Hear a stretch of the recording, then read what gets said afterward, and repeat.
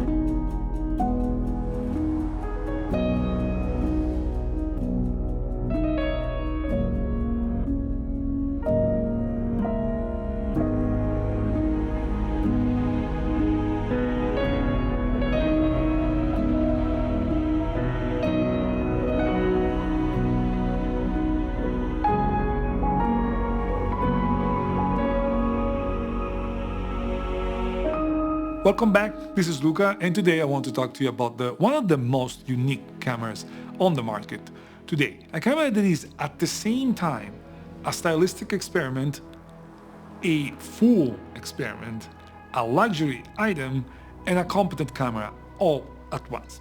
Now, before we talk about the camera, let me thank the awesome folks at Fotoluce.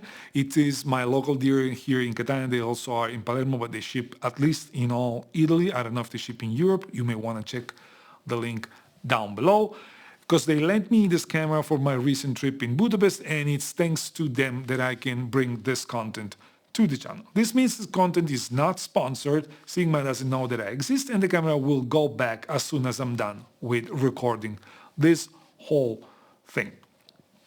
Now, back to the camera. The camera itself is made of a unique, is one of the main features. It's made of a unique block of aluminum, which means the camera feels like a solid block in your hands. There's no moving parts except for the wheel on the back. We're going to talk about that later. But at the same time, this means that it's slow to produce and is also expensive to produce. It's not your typical camera. And this is part of the appeal that this camera has. It comes in this silver version and the black version. The silver is good for the review. I would get the black if I was to purchase the camera for myself, because this is kind of negates the will to have a straight camera that doesn't get noticed. Everyone was looking at me with this. But if you're taking this, if you're getting this as a luxury item or as a status symbol, then get the silver one. You'll definitely not go unnoticed. The fact that it's made of a unique block of aluminum also limits the amount of controls that you have on this camera, because you basically have none. You only have the big shutter button on the top. You have three buttons on the back, a wheel, and the center of the wheel is a button as well. That is it. The good thing about the button, like the play button on the back, is that you can, as soon as you touch it, you don't even have to press it. The last image is gonna pop up. Once you depress it, is gonna stay there. So it's kind of this two level of function that is pretty neat. It's a pretty nice way of getting you immediately a look at the photo, and then if you want to actually see it, you just fully press it and it's gonna stay there. Otherwise, as soon as you remove the finger, it's gonna go away. Pretty nice touch there. And the on and off button on the back is pretty big as well. Basically, all the controls on this camera are either touchscreen, or you're going to use the wheel on the back, which also has a double function as a D-pad. Once you get used to it, it's going to be less cumbersome than you initially could think. I had to use it for a couple of days before I was actually wrapping my head around the way this camera works. But after a few hours, you know how to use it, and you know how to use it pretty decent. Now, don't get me wrong. I'm not saying that this camera is the easiest camera to use in the market, because it's not. But at the same time, once you start remembering all the tiles where they are located, you can use the D-pad to move between them and then rotate the wheel to change the function. You're going to change the vast majority of the settings that way. Some of the other functions require you to actually get a little bit deeper in the menu. It's not that complicated. You just press up or down and then you change it. Some other functions are probably best if you go with the touch. You can change the autofocus point via touchscreen. This is the only way you can actually change it, and you're kind of limited to just a small pinpoint or the whole area. We're going to talk about that a little bit later. But in general, the controls are jarring for sure at the beginning, but they get better once you start using the camera. And this is a simple camera anyways. You don't have that many functions, so you're not going to need to dive into the menu that frequently. Even the menus are pretty simple. As I mentioned, the camera doesn't have that many functions, and so navigating through them is not complicated at all. And for my use, for the way I used it, a street camera, travel camera, for that type of use, the controls and the way this camera is, the layout of this camera would be more than fine if they only added a couple of things via a firmware update. Because while the autofocus, for example, is pretty accurate and it recognizes faces and also animals, you only have, as I mentioned, a small pinpoint or the whole area. The way I usually shoot with other cameras, I tend to use a bigger area that sits in between the super small pinpoint and the whole area, just because I want to have a little bit of a control, but I don't want to be super precise, because if my subject isn't exactly in the pinpoint, then it's going to be complicated to focus and you need to touch it, and it's not the best way of doing it, in my opinion. So I would only love to have a movable bigger area compared to the pinpoint, so that I have a little bit more flexibility with my focusing. And connected to the focusing, what I would love to see is a quick way to activate or deactivate the face detection algorithms for both either animals or just people. And I would do that by a quick double tap on the center button of the wheel. That would probably be the best solution. That doesn't change much on the usability of the camera, but that would definitely help, because sometimes you want to quickly switch between one function and another, because one moment you're photographing a landscape, a bridge, whatever, but then something interesting happens and you want to switch on a subject recognition function. The way the camera is set, it's not the quickest to do that. So those two changes would make a lot of a difference, at least for me, in the day-to-day use. From a handling perspective, this camera was less cumbersome to use than I initially expected. The small thumb rest on the back of the camera and the textured surface on the front right of the camera helped gripping the camera. I always used it with the wrist strap. This camera only allows for one loop on this side of the camera. You got nothing on this one, and so for basically the wrist strap is the only option that you have, unless you want to use a tripod plate that also allow you to put a clip for a neck strap. But again, I was using the wrist strap, and that was totally fine. Even if the 35 millimeters f2 that I was pairing this camera with was kind of made the camera a little bit front heavy.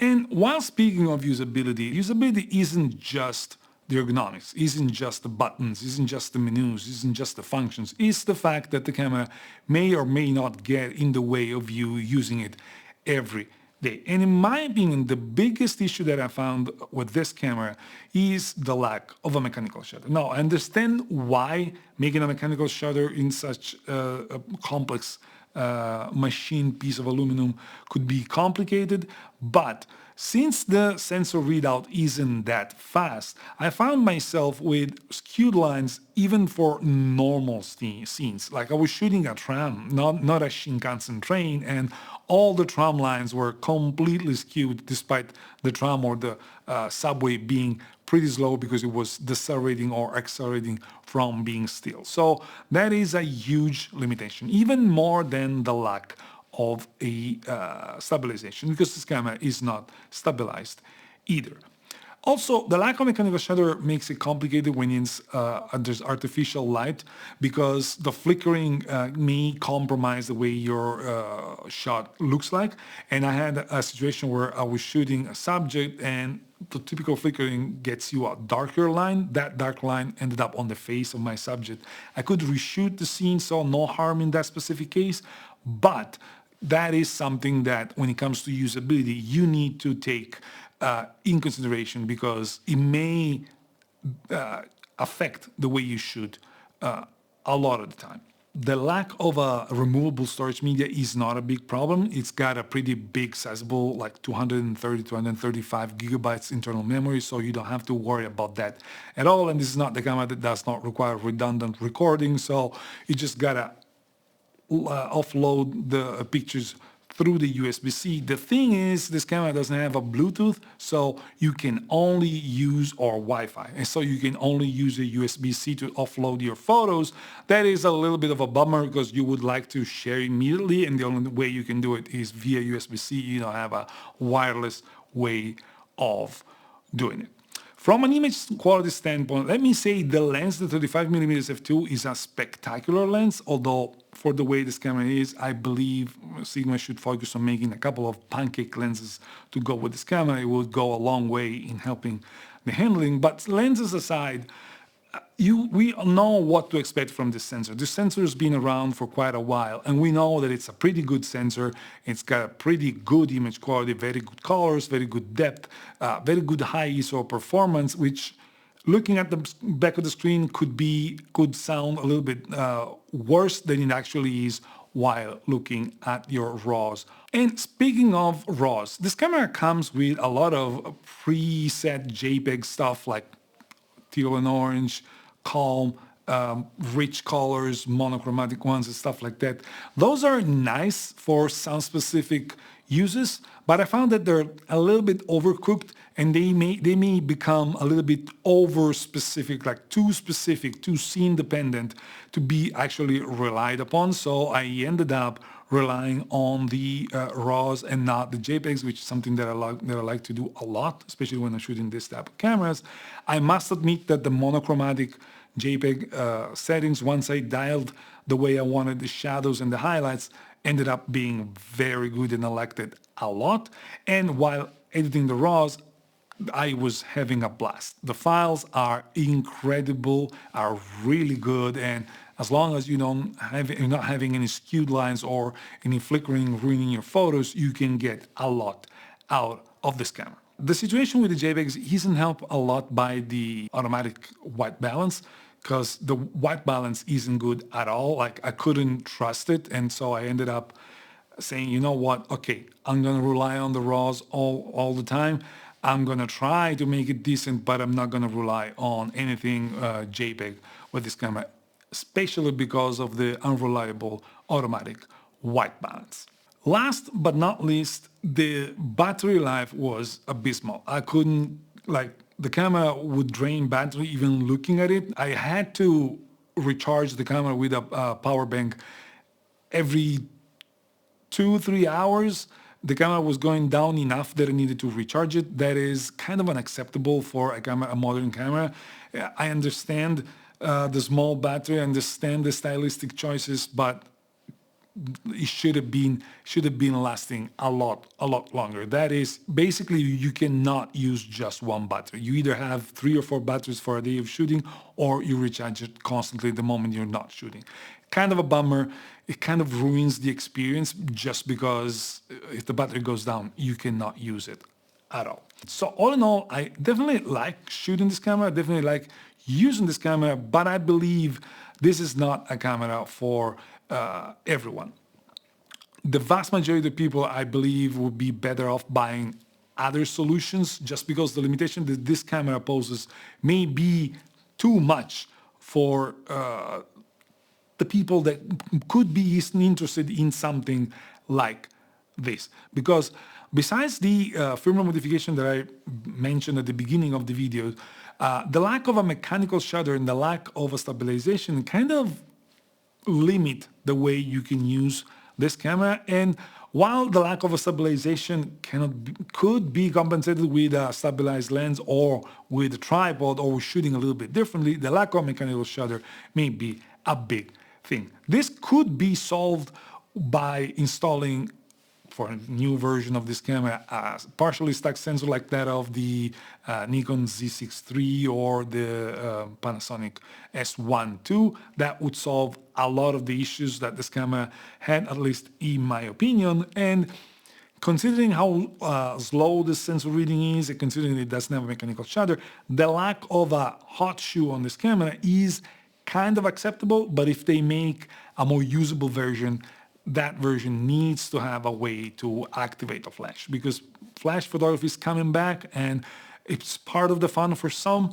This camera would definitely will definitely get a lot of help by the use of a small flash that you can put on top of it and use it as your daily camera, even if you're shooting friends, stuff at home and stuff like that. As it stands, the camera is more of an exercise of style and a luxury item. And it's fun, and it's everything that Sigma told us they wanted to make with this camera. Sigma themselves aren't acknowledging that this camera isn't for everyone, but yet they wanted to make it just because they thought this camera would make sense for some. And for those who this camera makes sense for, this is a very nice camera. It's definitely a statement, and it's a statement that looks nice and takes great pictures, knowing the limitation that you have with the mechanical shutter. That is it for today. Thank you guys for watching. Ciao, grazie, and I'll see you in the next one.